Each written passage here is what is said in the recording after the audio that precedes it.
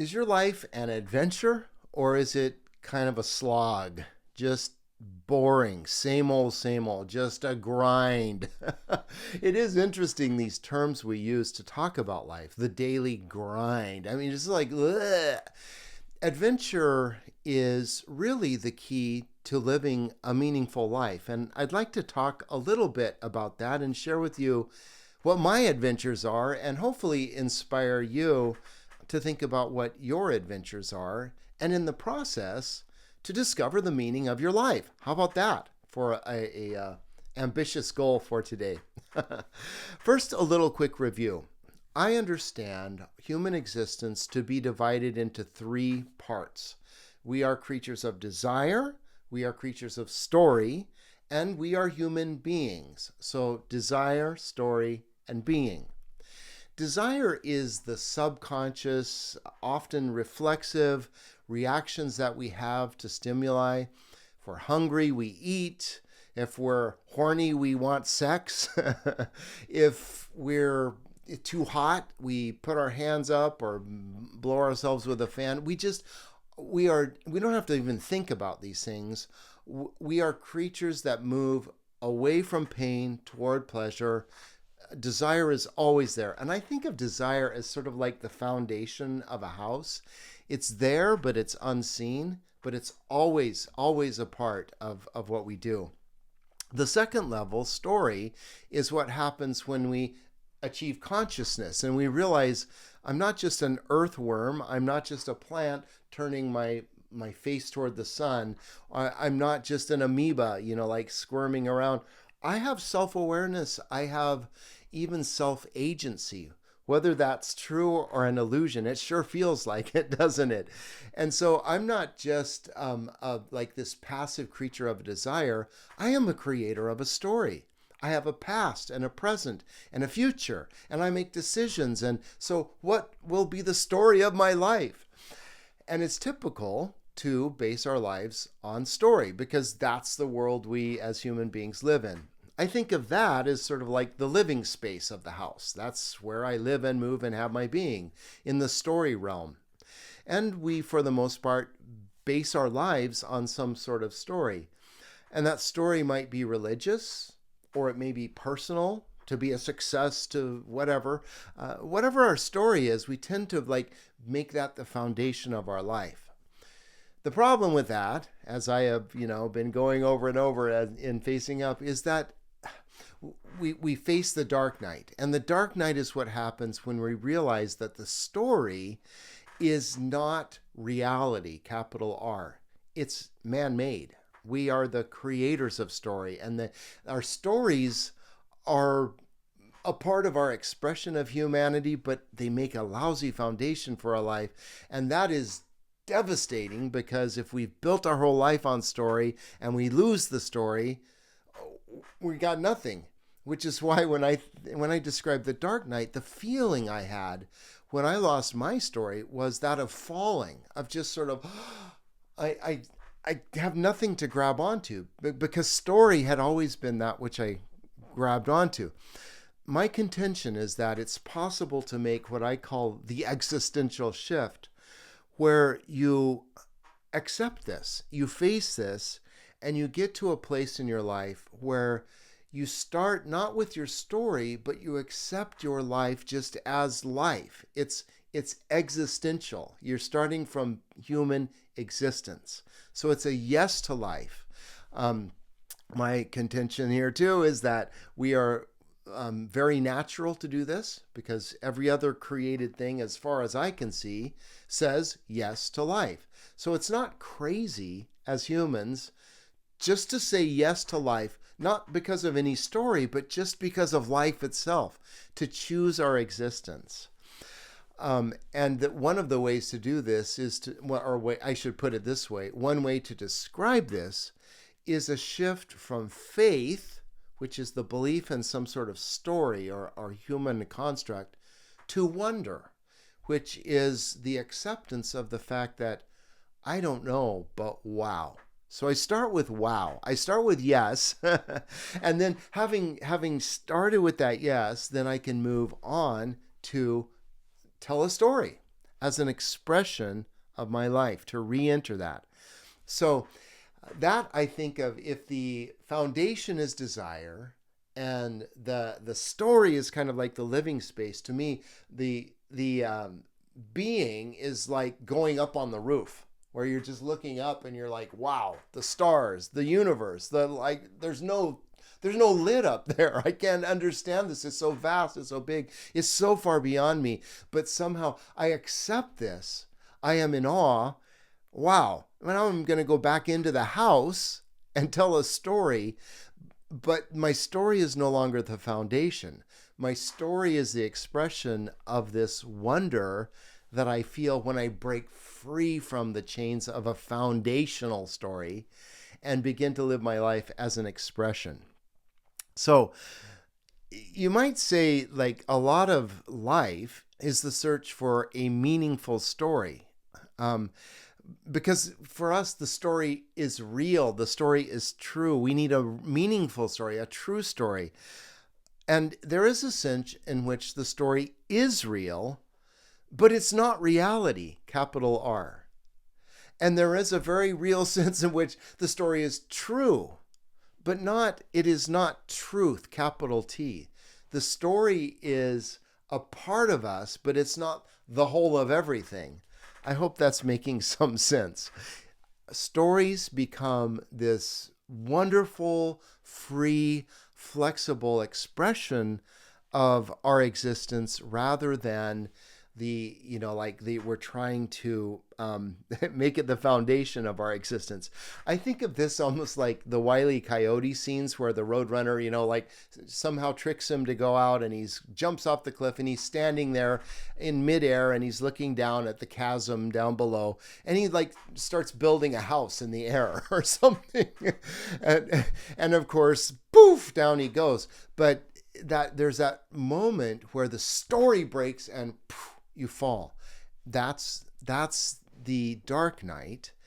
But accepting this vastness, this wonder that the story is not the foundation, that it is an expression, this to me is the key to a life of freedom, a life of authenticity, a life that becomes an expression of what we are, which paradoxically becomes very substantial, because we're no longer pretending like we're God, knowing all things. We are human beings expressing ourselves in the way human beings do, as story.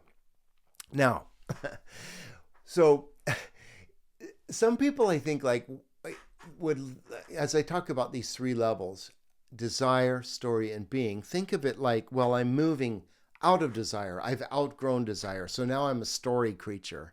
And then when you have this existential shift and you realize the story is not a good foundation, and you accept wonder and all of that, you go, oh, I'm just going to live up there on the roof. But it's not like that.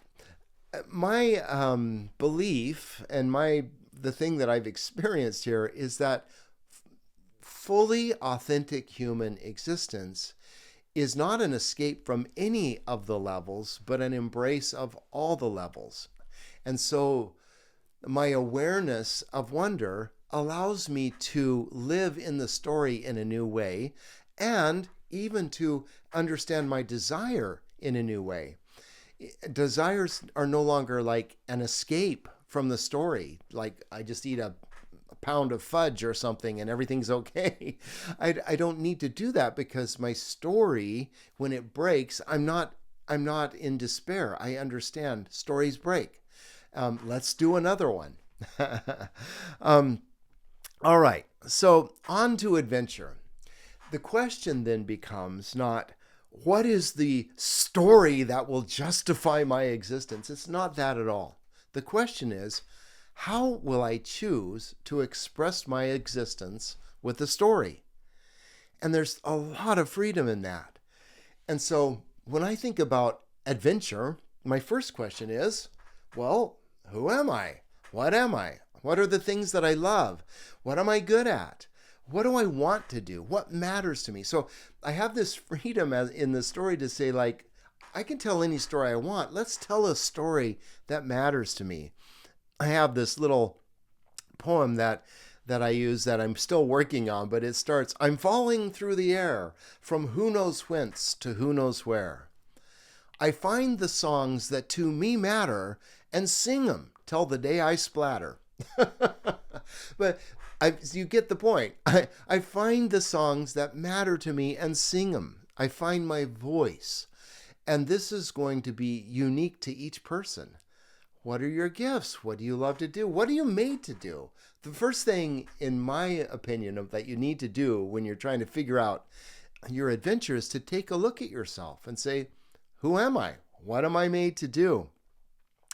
And then, of course, you have to look at your setting. How did I get to this place? Where am I? Who are the people in my life? What are the challenges? Because, we don't get to just live on a cloud somewhere. We live in a context. And so I have to look, for example, at the choices that I've made in life that have brought me to where I am here in St. Helena, and why I became a pastor, and my wife, my kids. There's all these pieces in my life that I can't just ignore all that. The adventure has to be me in a context. And so this creative act of coming up with an adventure is a bit of a challenge, but it's also really fun, really fun. So I just thought today that I would tell you my adventures. I like having 5. There's this really cool guy that's working with me, mentoring me while I'm leading Rianda House, but he's a very wise person, and he's helping me do my job at Rianda House and have success there.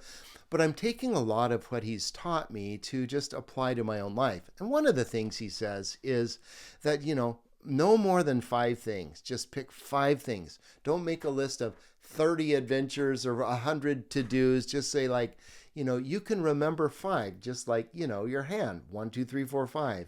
And so I made myself sort of narrow it down to, what are the 5 adventures that I really want to have?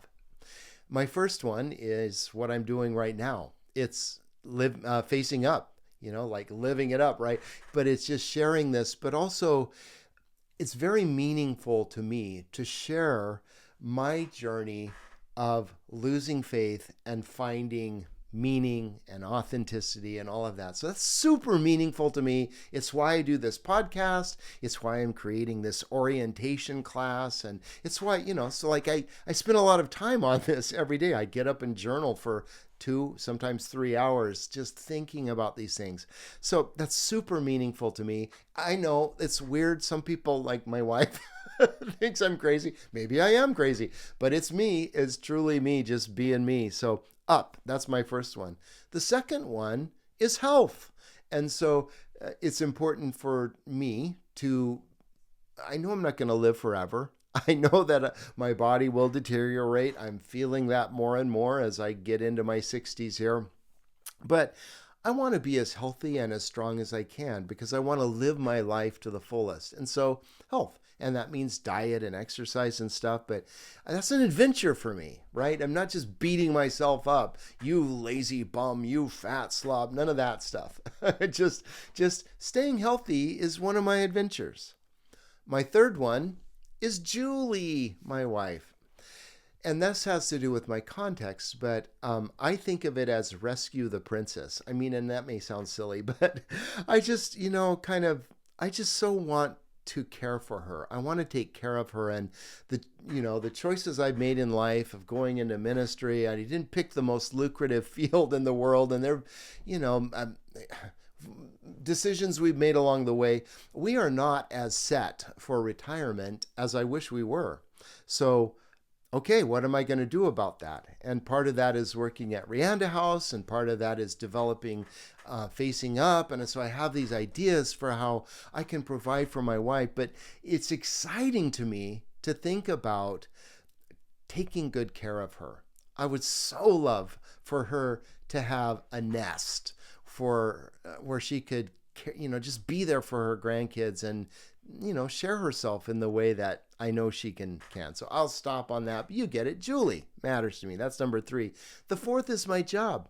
Rianda House. And so I go to the senior center and I want to bring joy and I want to reach more people. And I'm just trying to, connect deeply with the people I work with. And the final one is music. And I really enjoy playing my French horn. I've found some groups to play in while I'm here. So, and that one is just fun. All of these are fun. These are adventures. These are not tasks. I'm not trying to justify my existence. These are things that allow me to get up in the morning and say, wow, what a crazy thing it is to be alive, to exist. What shall I do? How shall I crash off into the woods? How shall I go exploring? What adventure shall I have today? Facing up, health, Julie, Rianda House, music. Those are my 5 big adventures, and I think about those each day. So these adventures have become, for me, an expression of my life that gives meaning to my life. I started this off saying, do you like, is your life an adventure? But what I think deeper, what I want to say is, does your life have meaning? And I know that if you're asking life or whatever to give you that answer, this is Viktor Frankl's statement, by the way. If you're saying to life, give me some foundation, you're just never going to find it, because human beings, we can't. But if you flip that around and say, I'm not looking for a foundation for my life, I'm looking for an expression of my life. And you say, well, how shall I express myself? How shall I be myself in this world? That becomes very meaningful. And that becomes then the meaning of life. So the question for you is, what are your adventures? And are you enjoying them as the expression of your life and not trying to make them the foundation of your life? One last analogy, and that would be, I'm sorry, I keep going back to Chariots of Fire, but I just find this old movie from the 70s to be so illustrative of the point. Eric Liddell, is this guy running in the movie, and he runs for the joy of running. And then Harold Abrams is a competitor who is running to justify his existence. He has to win. And if he doesn't win, he's a failure. In the end, they both win a race. But the contrast between this one guy, Harold Abrams, who is running to justify his existence, with Eric Liddell, who is running for the joy of running. They're both running hard, they're both running fast. One of them is trying to build his life on this story of being a winner. The other one is expressing his life for the joy of being alive.